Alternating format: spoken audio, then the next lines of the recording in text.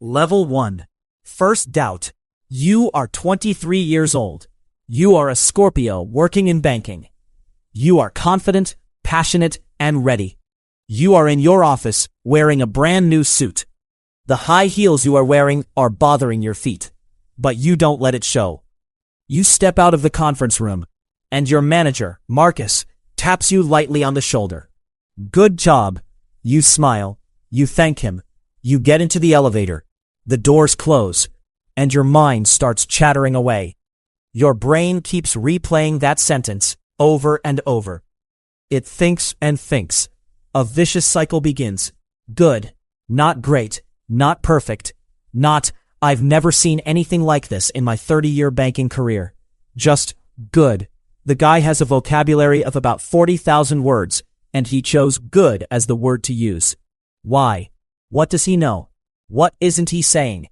Isn't it good enough? Or did he just say good to be polite? Good. But how good? The questions keep swirling in your head. Hours pass in the office. Evening falls, and you head home. It's 11:47 p.m. You're in bed, but you can't sleep. You are memorizing every square inch of the ceiling. You replay the presentation in your head from the beginning. The fourth slide. The y-axis label. Small font. You zoom in on the PDF on your phone, scrutinizing every single detail. Where could the problem be? The y-axis label is 8 point, but everything else in the presentation is 10 point. 2 points. Exactly 2 points. Your eyes are burning. You have to be at the office by 6 a.m. There's no way you're going to sleep. Lying in the dark, holding your phone, you're zooming in on a graph axis at midnight. You're scrutinizing it and scrutinizing it some more. Everything has to be perfect. Every font size has to be exactly the same. Next time, they'll say it's perfect. This isn't a choice. Level 2. Intermediate anxiety, mounting possibilities and growing skepticism. You are 27 years old. You have your own portfolio. You have 3 screens in front of you. All 3 screens display global stock market charts. You arrive at the office at 7 a.m. and leave at 9 a.m. As one market closes, another opens. As the sun sets in one country, it's just rising in another. The only constant is that you're glued to the screen. You've figured out why you're good at this. Everyone is hiding something. Risks buried in footnotes. Losses sugar-coated as one-time expenses. A CFO winking too much in earnings calls. You catch them all. Today, Kevin brought you coffee. Kevin never brings coffee to anyone. You take the cup. You smile. You say thank you, like a grateful person. But inside, your mind feels not gratitude, but curiosity. Why did Kevin bring me coffee? Does he have a plan involving me? You look at Kevin's screen. The angle of the screen is a little different today. You gauge it with your eyes. Without realizing it, you've memorized the exact default angle of every monitor in this office. That's normal. That evening, you check the system logs. Kevin's access permissions. Recent file requests. Nothing suspicious. But the absence of anything suspicious isn't a good thing for you either. It's 12:47 a.m. You're in bed, but you can't sleep. You're memorizing every square inch of the ceiling. You are trying to sleep. You can't sleep. The coffee Kevin brought is causing you major trouble. Your stomach is in knots as you lie in bed. Your hand is still. Your face is completely expressionless. You look like someone calmly reading a market report. In reality, you're mentally cross-referencing every interaction Kevin's had with you since March. Level 3. Escalating anxiety. The mental prison at the peak. You are 31 years old. You are in your new office. The title director now legally precedes your name, and you worked hard for it. Your eyes open at 5:12 a.m., not because of an alarm, because your brain has decided that sleep is for people who have nothing to protect. Asian markets are down 0.3%. Okay, normal. But why today specifically? Your brain asks. Why is this happening on the day I have an important meeting at the office? Your husband Ryan is sleeping next to you. Come to think of it, Last week he checked his phone and flipped the screen away from you. And he did it very quickly.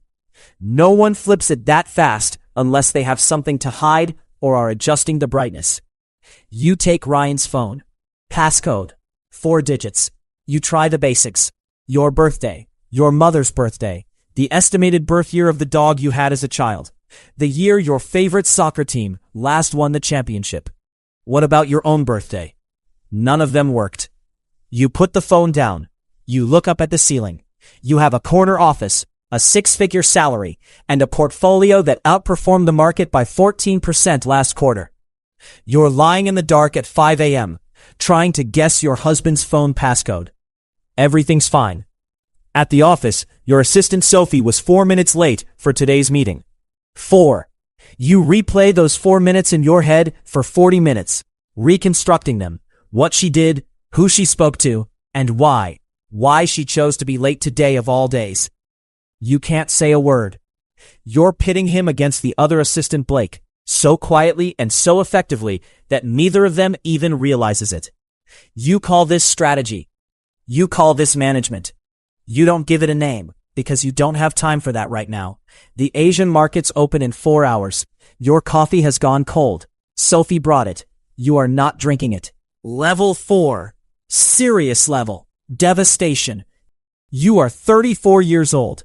Someone mentioned the word audit in the hallway, and you haven't been yourself since that day. The rational part of your brain knows the numbers are clean. The portfolio is solid. There's nothing to find because there's nothing there. It's a routine audit.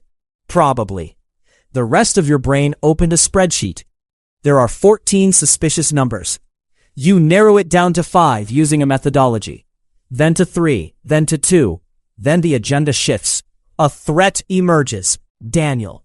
Daniel, your closest business partner for the past 4 years. Daniel, who stayed up all night with you during the 2019 crisis. But last Wednesday, he sent an email. Hich, one of you is responsible for this email. Hich. What did he mean? Or did he give me a nickname? You start to wonder. You stare at that word for much longer than you should. In 4 years, Daniel hasn't made a single spelling mistake in any of the emails he sent you. Not a single one. And now, during audit week, the guy writes hi instead of which. Actually, it's not the issue, but there was something in the tone of the email. Something off about the comma. You call him, keep it brief, professional. You say it's time to part ways. You use that calmest, most measured voice you practiced in the mirror at 6 a.m. The one that sounds like you definitely slept last night.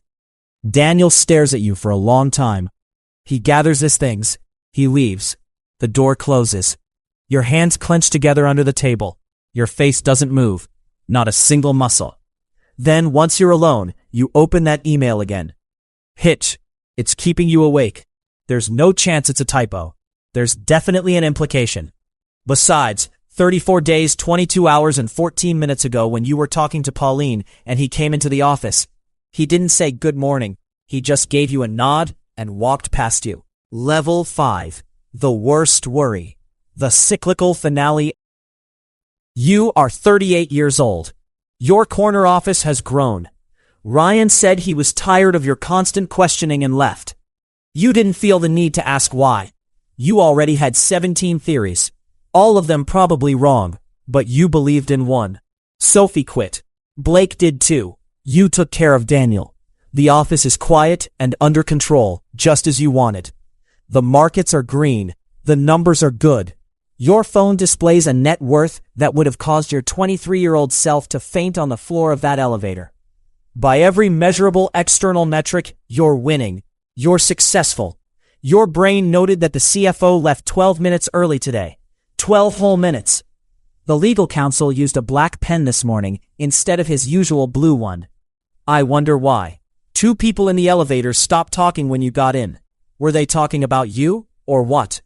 Your coffee has gone cold. You don't drink it anymore. This isn't even about insecurity anymore. It's just a habit, a ritual. 22 years old. A new suit, new shoes that are definitely bothering her feet, but she won't admit it. Her hair is neat. There's a sparkle in her eyes. She sets the coffee on your desk. Thank you, you say. You're welcome, Madam Director, she says, her voice trembling slightly. She leaves. The cycle continues. You stare at the door a little longer than necessary. Somewhere in that bright, ambitious, well-rested mind of his, a very small, very quiet voice asks its first question. What if they betray me? She hasn't even noticed yet. Just a whisper. Harmless. You pick up your cold coffee. You set it down. You mustn't be defenseless against threats. Coffee is a risk for you. Your passions shouldn't let you take risks. You'll find reality here. Don't forget to subscribe to my channel to discover stories about yourself.